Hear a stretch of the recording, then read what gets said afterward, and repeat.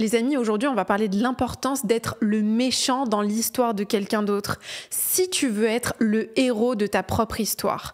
On va voir aujourd'hui comment ton besoin de plaire à tout le monde, d'être une bonne personne, t'empêche de réaliser tes rêves, t'empêche d'exprimer ton plein potentiel et à quel point tu vas avoir besoin d'apprendre à devenir égoïste pour pouvoir réellement vivre dans ta pleine authenticité. Pour ceux qui ne me connaissent pas, bienvenue sur ma chaîne, je m'appelle Mariam Gaderi et ma mission c'est de t'aider à briller et à révéler qui tu es, que ce soit dans ta vie personnelle ou dans ton business.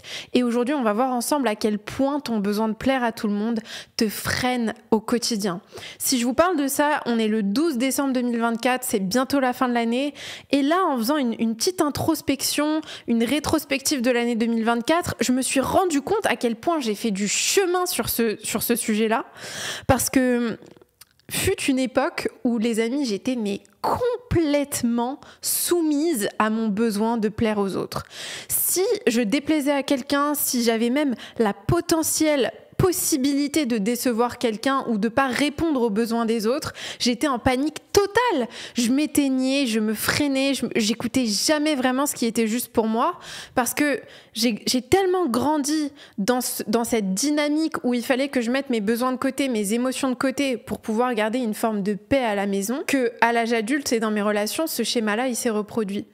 Et je sais pas si vous vous reconnaissez là-dedans, mais si t'as grandi dans une famille où à un très jeune âge, t'as dû être un peu le médiateur, le psychologue, réguler les émotions des uns et des autres, où c'était un peu chaotique autour de toi d'une manière ou d'une autre, t'as dû peut-être prendre un rôle où, en fait, tu pouvais pas te permettre de déranger, d'exprimer, d'être inconfortable avec tes propres besoins et tes propres émotions, parce que c'était tellement chaotique autour de toi que si tu faisais pas l'effort de réellement réguler et gérer et maîtriser ce qui se passait à l'intérieur de toi, ça allait être la débandade totale. Et moi, c'est ce qui est arrivé dans mon cas, sans blâmer qui que ce soit parce que c'est la faute de personne, mais j'ai grandi dans un environnement où c'était chaotique. C'était chaotique émotionnellement. Il y avait vraiment beaucoup de dérégulation, de déséquilibre émotionnel autour de moi et je me sentais constamment en danger émotionnel. Et donc, j'ai appris vraiment à faire taire mes besoins, à faire taire la voix de la vraie Mariam qui avait besoin de s'exprimer, par pur souci de survie. Et c'est ce qui nous arrive très souvent. Je me rends compte à quel point, en travaillant avec mes clients, en coaching ou en discutant avec vous dans la communauté, je me rends compte à quel point on est très nombreux à avoir ce schéma-là, d'avoir besoin d'être la bonne personne. Et qu'est-ce que ça crée réellement dans ta vie d'avoir besoin d'être la bonne personne si tu t'empêches d'être la méchante personne dans l'histoire de quelqu'un d'autre? Tu te prives de vivre dans ton authenticité, dans ta propre histoire. Et qu'est-ce que j'entends par là? J'entends par là que très souvent, ce besoin d'être vu comme la bonne personne, de plaire aux autres, il nous empêche de vraiment accéder à ce qui est juste pour nous. Mais la vérité, c'est que c'est pas les autres qui payent tes factures. C'est pas les autres qui vont répondre à tes propres besoins. C'est pas les autres qui vont venir te sauver. Il y a que toi qui va venir te sauver. Et si tu continues à vivre ta vie pour plaire aux autres, pour ne surtout pas froisser les autres, ne surtout pas être vu comme le méchant dans l'histoire de quelqu'un d'autre, tu vas continuer à tuer des parts de toi pour faire survivre des relations qui te nourrissent même pas vraiment. Donc, quand tu te poses là-dessus et que tu réfléchis à ça, demande-toi, est-ce qu'aujourd'hui, je suis réellement authentique dans mes relations aux autres? Est-ce que je suis vraiment moi-même? Est-ce que j'écoute ce qui est réellement juste pour moi? Parce que la vérité, c'est qu'on vit cette vie, on est là, on ne sait même pas vraiment pourquoi on est là. On est arrivé sur Terre, on n'a rien demandé à personne. Et finalement, on doit apprendre à naviguer cette vie humaine, cette vie terrestre. Et ce qui est tellement triste dans tout ça, c'est que la plupart des gens vivent leur vie entière en essayant de répondre aux besoins des autres plutôt qu'en allant chercher ce qui est véritablement juste pour eux. Et moi, ça a été le cas pendant longtemps. J'essayais de répondre aux besoins de tout le monde autour de moi. Mais en fait, qu'est-ce que ça te donne de faire ça? Qu'est-ce que ça te donne d'essayer de répondre aux besoins de tout le monde avant les tiens? Est-ce que tu crois que les gens sont vraiment reconnaissants pour ça? Est-ce que tu crois qu'il y a des personnes qui vont te mettre en priorité dans leur vie parce que toi, tu les mets en priorité dans la tienne? Pas du tout! Les gens prennent exemple sur toi. Si tu montres aux autres que tu n'es pas ta priorité, crois-moi, ils feront pas de toi une priorité. Si tu montres aux autres que tes besoins ne sont pas importants pour toi-même, ils feront pas de tes besoins quelque chose d'important pour eux. Donc au lieu de constamment souffrir et t'en vouloir et te dire mais pourquoi je fais ça? Pourquoi à chaque fois je me fais marcher dessus? Pourquoi est-ce que tout le monde profite de moi, abuse de moi? Regarde dans le miroir et demande-toi qu'est-ce que moi je fais pour permettre aux autres de me traiter comme ils me traitent. Parce que les gens te traitent comme toi-même tu te traites. Si tu te traites avec négligence, ils te traiteront avec négligence aussi. Ce qui est dérangeant aujourd'hui, c'est que les gens veulent pas se remettre en question. Sauf que, crois-moi, si tu te remets pas en question, ta vie ne va pas changer. Si tu continues à dire « c'est la faute de machin, c'est la faute de tel, c'est la faute de mon passé, c'est la faute de mes traumas », est-ce que tu crois vraiment que tu vas avoir la force et la puissance en toi de changer de vie si tu continues à constamment donner ton pouvoir aux autres? Si constamment tu te répètes que c'est la faute des autres, que toi t'es un petit être fragile sans pouvoir qui subit ta vie, est-ce que tu penses réellement que tu vas pouvoir te lever le matin, avoir de l'énergie dans ton corps pour aller attaquer la journée et créer la vie que tu veux vivre? Non, absolument pas. Mais c'est ce qui se passe pour 99% des gens. 99% des gens aujourd'hui blâment leur passé, leur trauma, leur ex, leurs parents, leurs frères et sœurs pour la vie qu'ils sont en train de vivre aujourd'hui. Et sans se rendre compte, ils continuent à laisser les autres avoir de l'emprise sur leur vie dans le moment présent parce qu'ils sont persuadés qu'ils ne sont pas capables de reprendre leur pouvoir et décider pour eux-mêmes. Et si je te dis ça, c'est parce que le temps, il passe. Et si tu continues à faire taire tes propres besoins au profit de ceux des autres, tu continueras à t'éteindre.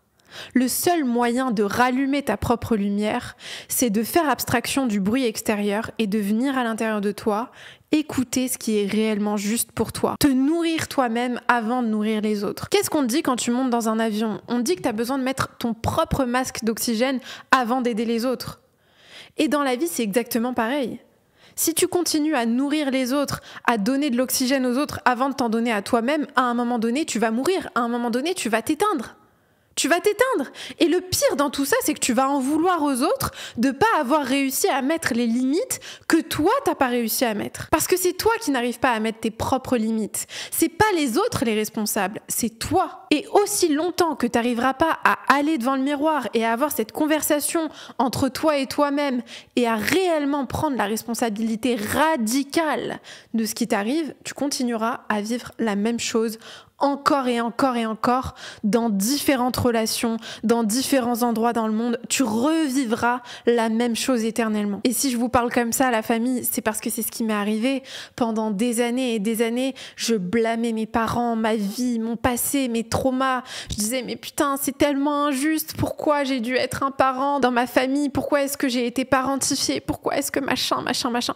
Et c'est aussi pour ça que la thérapie, ça a été très utile pour moi, mais ça a été aussi très limitant, parce que très souvent en thérapie, j'étais face à des personnes qui me victimisaient, qui me renforçaient dans une identité de victime, qui m'empêchaient d'avancer, qui m'empêchaient de reprendre les rênes de mon navire, et c'est pas le but. Aujourd'hui, le but, c'est que tu reprennes ton pouvoir, que tu te réappropries ton histoire. Réapproprie-toi ton identité.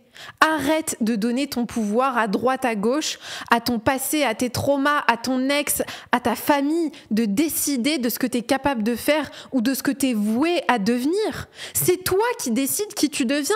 À n'importe quel moment, tu peux te réinventer. À n'importe quel moment, tu peux décider que c'est maintenant que tu changes de vie, que c'est maintenant que tu incarnes la version de toi que tu veux devenir. Et ça va te demander de faire abstraction à tout le bruit, le chaos extérieur que tu as tendance à laisser entrer à l'intérieur de toi. Vraiment, je peux vous dire avec du recul que c'est un travail qui est très, très, très personnel. Ça te demande de visualiser qui tu veux être, qui tu veux devenir et de vraiment être intentionnel sur ce que tu nourris en toi. Parce que si tu nourris sans cesse l'idée et la croyance que tu dois plaire à tout le monde, que c'est important que les gens t'aiment bien, que c'est important que les gens aient une bonne image de toi, tu feras jamais rien dans ta vie. Tu feras jamais rien d'audacieux si tu continues à attacher de l'importance à ce que les gens pensent de toi. Tu feras jamais rien de grandiose, t'iras jamais loin dans ta vie si tu continues à nourrir en toi la croyance que c'est les autres qui décident de qui tu es, de ce que tu vaux et de ce que tu mérites. Pose-toi la question, qu'est-ce que tu t'autoriserais à être si tu n'avais plus rien à prouver aux autres, si tu n'avais plus rien à cacher, si tu n'avais plus rien à recevoir, à obtenir du monde extérieur? Qu'est-ce que tu choisirais d'être là tout de suite? Qu'est-ce que tu ferais que tu t'autorises pas à faire et qu'est-ce que tu ne ferais plus que tu continues à faire malgré toi? Franchement, moi, si je peux vous dire, il y a un exercice que je fais systématiquement et là, cette année, je vais vraiment aller beaucoup plus loin dans l'exercice, c'est de me poser avec moi-même et de me dire « Ok, Mariam, qu'est-ce que tu as fait cette année malgré toi, que tu n'avais vraiment pas envie de faire? À quoi est-ce que tu as dit oui, auquel, au fond de toi, tu avais envie de dire non ? Mais t'as dit oui parce que t'avais peur, tu pensais que t'avais besoin de la validation des autres, de la reconnaissance des autres. À quoi est-ce que t'as dit non? Aussi parce que t'avais peur de l'expansion que tu viens chercher. Et s'il y a bien un mot que je veux que vous reteniez, et je pense que honnêtement je vous dis ça en avant-première, mais je pense que je vais renommer mon programme Expansion, le programme Excelsior, je pense que je vais le renommer Expansion, parce que s'il y a bien un mot qui n'arrête pas de venir en moi là ces derniers temps, c'est expansion. Expansion, on est vraiment là dans l'ère de l'expansion. Je veux vraiment que vous vous connectiez à cette vision de vous-même qui est en expansion totale, pour qui tout est possible. Tout est possible pour toi si tu décides que c'est possible pour toi. T'es capable de tout changer dans ta vie. T'es capable de changer ta relation à ton corps, tes habitudes de vie. T'es capable de changer ta manière de manger, ton sport, tes relations, tes finances, ton business. Tout ce que tu peux imaginer, tu peux le changer. Tout ce que tu es capable de visualiser, tu peux le matérialiser dans ta réalité physique. Par contre, attention, je répète, ça va te demander de te détacher de ton besoin maladif de plaire aux autres. Tant que tu seras sous l'emprise du besoin de plaire aux autres, tu seras prisonnier et esclave du regard des autres. Les autres auront le droit de vie ou de mort sur toi. Tu continueras à être le pantin des uns et des autres. Est-ce que c'est vraiment ce que tu as envie d'être? Est-ce que c'est ce que tu as envie de vivre? Est-ce que c'est pas le moment aujourd'hui de dire stop et de trouver en toi le courage et la force de réellement t'écouter? D'écouter ce qui est juste pour toi et d'aller poursuivre ce qui est juste pour toi sans t'excuser, sans chercher à avoir la validation des autres, sans chercher à ce que les autres te comprennent, à ce que tes proches te valident, à ce qu'ils soient autour de toi, à ce qu'ils te soutiennent, parce que peut-être qu'ils comprendront pas. Et ça veut pas dire qu'ils t'aiment pas. Ça veut pas dire qu'ils t'aiment pas, ça veut pas dire qu'ils veulent pas le meilleur pour toi. Mais peut-être que le meilleur pour toi dans leur perception des choses, c'est pas le meilleur pour toi dans la tienne. Et en réalité, il y a que toi qui sais ce que c'est que le meilleur pour toi. Donc voilà, moi je vous partage ça aujourd'hui parce que ça a été un gros sujet pour moi cette année. Je me suis rendu compte que j'ai fait beaucoup de progrès, que je m'autorise à ne plus être autant plaisante pour les uns et les autres, à répondre, à être sans cesse disponible, accessible à tout le monde, à sans cesse vraiment répondre aux besoins et aux demandes des gens autour de moi, et même que ce soit des gens proches ou lointains.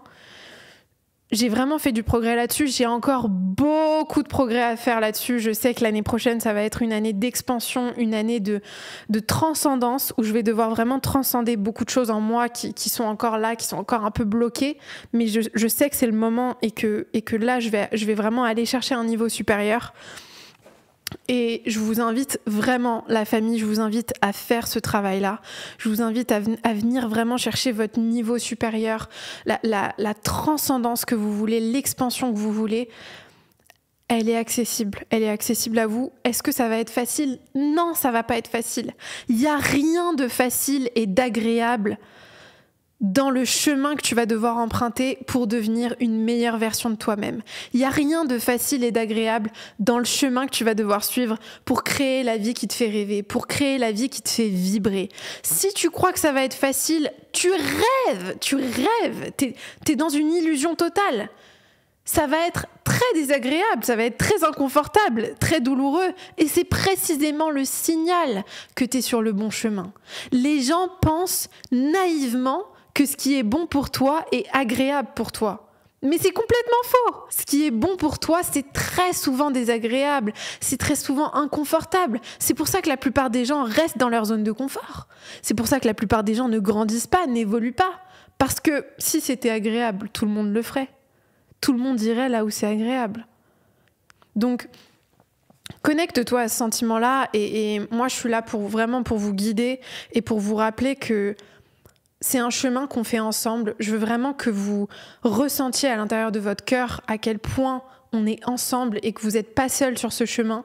Parce que je sais que moi, j'ai énormément souffert de me sentir seule, de me sentir incomprise, d'avoir des discussions autour de moi avec des gens qui captaient pas vraiment ce que j'étais en train de leur dire et à quel point le chemin que j'étais en train d'emprunter à l'intérieur de moi, il était douloureux et challengeant.